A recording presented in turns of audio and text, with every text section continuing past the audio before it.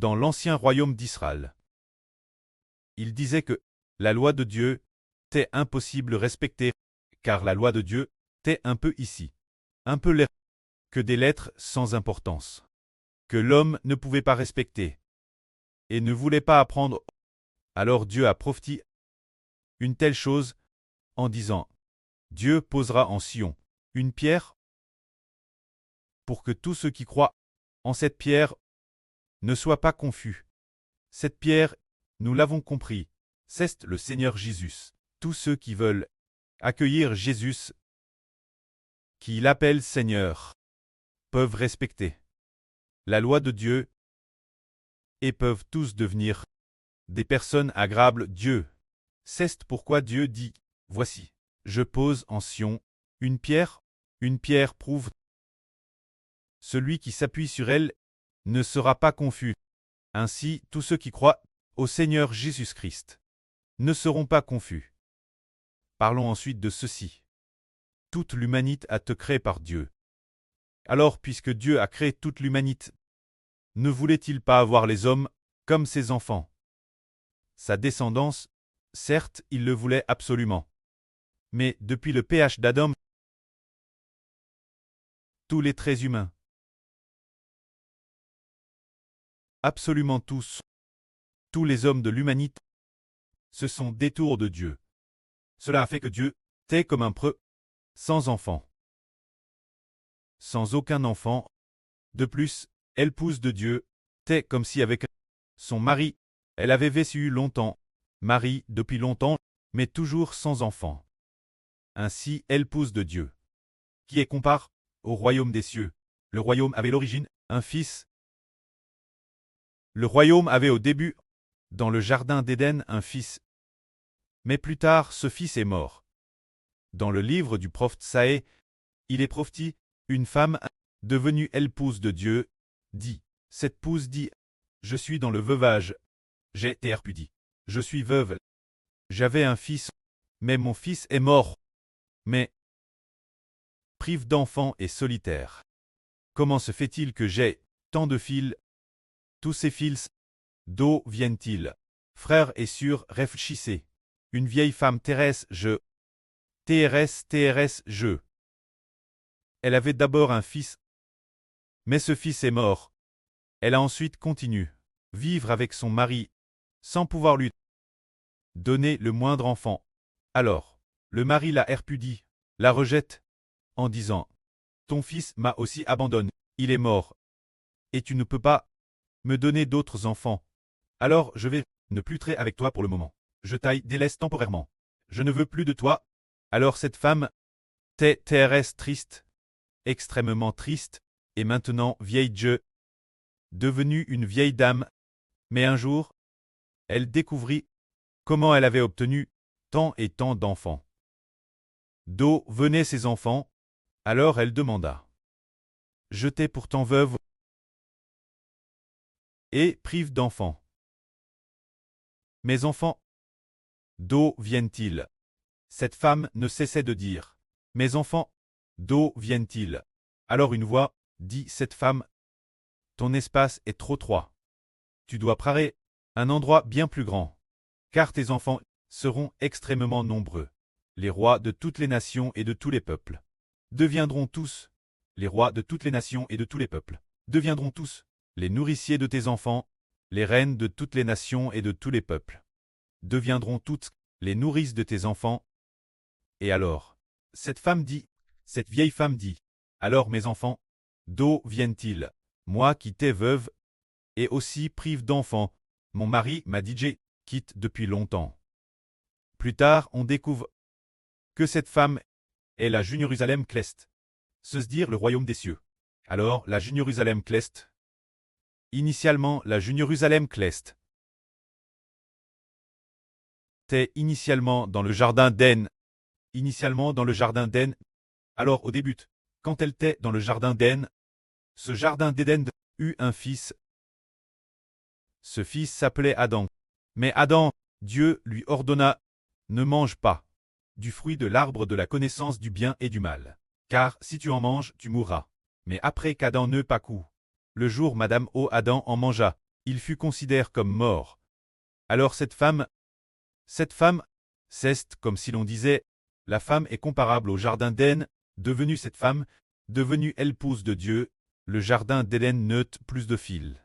Car son fils, le fils du jardin d'Éden, le jour où Adam mangea du fruit de l'arbre de la connaissance du bien et du mal, il mourut, bien qu'Adam était encore vivant dans la chair, sa vie spirituelle était morte. Adam et la descendance d'Adam étaient tous morts. C'est ce moment-là, après leur mort, ce jardin d'Éden, les chérubins. Dieu envoya les chérubins pour garder le chemin du jardin d'Éden, pour empêcher Adam et sa descendance d'entrer dans le jardin d'Éden.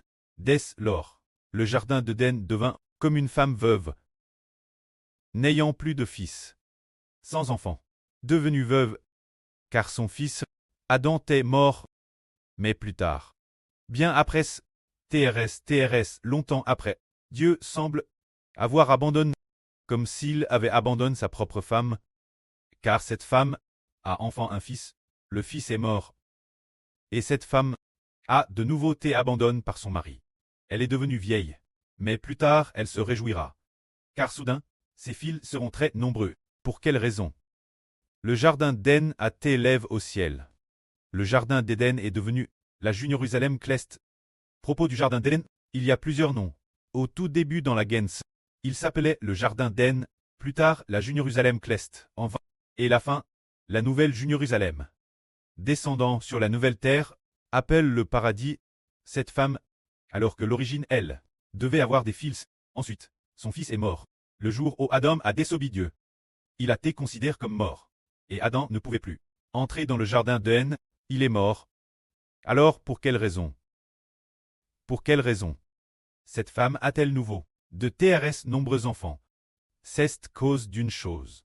C'est cause du salut. C'est dire que, bien que cette femme ait vu son fils mourir, mais Dieu, travers un homme, appelle le Fils unique de Dieu le Seigneur Jésus. Après trait incarne, a expie les PHAs des hommes. Par cette rédemption, tous ceux qui sont rachés, tous étaient nombreux, très rachés, sont appelés les enfants du jardin d'Éden, et aussi les enfants de la Jérusalem Céleste. Ainsi, le jardin d'Éden est semblable. Elle pousse de Dieu, comme la femme de Dieu. Elle est devenue terrestre, vieille, existant depuis la création du monde. Et juste la fin du monde, on découvre que cette femme, cette vieille femme, obtient de terrestre nombreux enfants. C'est par le salut qu'elle arrachait de nombreux enfants pour le jardin d'Éden, pour la Jérusalem Céleste, rendant les enfants de la Jérusalem Céleste innombrables, plus nombreux que ceux de toutes les nations et tribus. C'est pourquoi, alors que le Seigneur Christ marchait pas vers le Golgotha, portant sa croix, cheminant vers le Golgotha, il dit, femme stérile, qui n'avait pas enfant, poussait des cris de joie. Femme qui n'a pas enfant, clate en cris de joie. Car les enfants de la déesse seront plus nombreux que les enfants de celle qui a un mari, dit Jéhovah. La femme de l'Est est semblable au jardin d'Éden de la gens. Il est compare une femme qui, l'origine, aurait d'avoir de TRS nombreux enfants. Mais le jardin d'Éden, il semble que nous ne puissions plus le retrouver.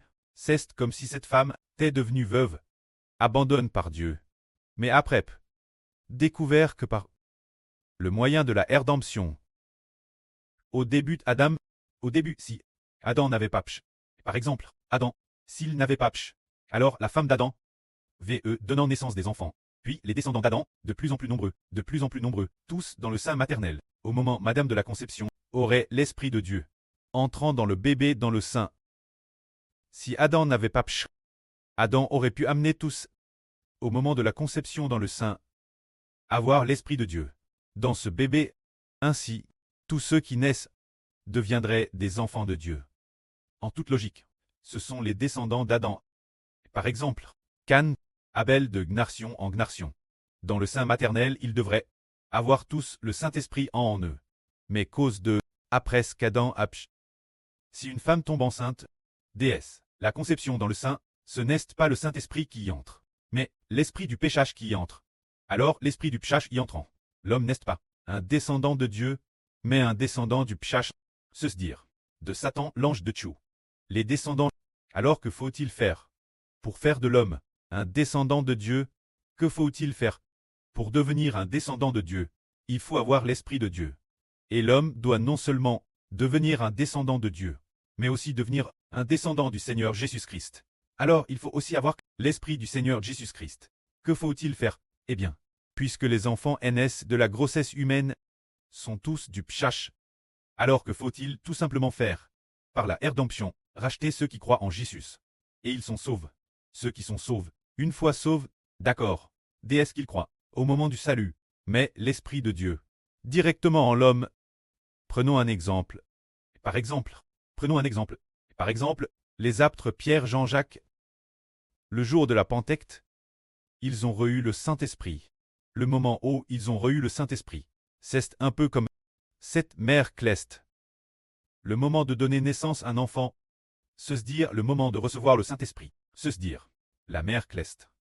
Donne naissance Pierre, Jean, Jacques, André et ces personnes. Le moment de recevoir le Saint-Esprit, c'est le moment de devenir des enfants du royaume des cieux. Mais quand nous naissons du sein maternel, tions connus dans le sein, notre mother nous portait, quand nous tions chez notre MRE, dans son sein, nous n'étions pas encore des enfants du royaume des cieux. Le royaume des cieux est une mère et ne sont pas encore des enfants de Dieu. Au moment de la conception dans le sein maternel, et au moment de la naissance, ce n'était pas non plus le cas, jusque ce qu'ils croient au Seigneur Jésus. Au moment de recevoir le Saint-Esprit, le moment de recevoir le Saint-Esprit, c'est tout comme si la mère cleste nous avait enfants, et c'est aussi comme si la mère cleste nous avait port. Ce Dieu est, par ce moyen, et par conséquent, au début de si Adam n'avait pas pch, alors Dieu aurait, par le biais de la reproduction, fait de toute l'humanité des enfants de Dieu, devenant ainsi les enfants de la mère cleste. La mère cleste, la gens, le chapitre 3 dit, la femme fut appelée, Dieu dit au Satan dit au serpent, je mettrai de l'inimitié entre toi et la femme. Cette femme, c'est le royaume des cieux. Et je mettrai aussi, entre ta descendance et sa descendance, de l'inimitié. La descendance de la femme, c'est le frère Ashbert. Quand la femme, elle n'avait toujours pas de fils, jusqu'à ce que le l'enfant de la promesse arrive, qui est le Seigneur Jésus-Christ. Après la rédemption, il y aura le royaume des cieux, il y aura un et encore un autre enfant, se dire le moment de recevoir le Saint-Esprit. Quand une personne croit au Seigneur, au moment de recevoir le Saint-Esprit, elle devient de la mère cleste, l'enfant sous son nom, et devient de la Jeune Jérusalem, cleste l'enfant sous son nom. C'est alors que nous découvrons qu'en réalité Dieu veut, par le biais de la rédemption. Par exemple, une personne, Adam tête DJ mort. Au moment Madame O, il cesse rebelle contre Dieu. Sa vie spirituelle est morte. Alors tous les hommes, tous les descendants d'Adam, sont devenus des morts, ce qui signifie des personnes sans l'Esprit de Dieu, qui n'appartiennent donc pas aux enfants du royaume des cieux, n'appartiennent pas aux enfants du royaume de Dieu. Mais travers la rédemption, par exemple, déesse qu'il y a rédemption, déesse qui nous rarte, déesse qu'on croit, déesse qu'on a la foi. Par exemple, nous disons, le frère Réhoboth a cru, bien, il a cru, au moment de recevoir le Saint-Esprit. Alors le frère Réhoboth devient l'enfant de la mère cleste. Il en va de Madame pour nous frères et sûrs. C'est ainsi que Dieu, par le biais de la rédemption, par le biais du salut, permet aux hommes de naître de l'Esprit. Mais si Adam n'avait pas pch, alors la femme d'Adam, et ensuite les descendants d'Adam, le moment de la conception aurait été le moment de recevoir le Saint-Esprit, mais maintenant, Adam a pch, le moment de la conception, est devenu au contraire le moment où l'on revoit l'esprit de pch, le moment d'enfanter, et aussi celui d'enfanter un pécheur. Que faut-il faire alors? Par la rédemption, le salut croire en Jésus, frère bâti. Celui qui croit, reçoit le Saint-Esprit, et obtient la rédemption. C'est par ce moyen que s'accomplit ce que dit l'Écriture, Dieu a établi le Christ Seigneur, comme une fondation solide. Celui qui croit en lui obtient la rédemption, et naît de l'Esprit, devenant un enfant de l'Esprit. Que la gloire soit auprès et au Seigneur. Amen.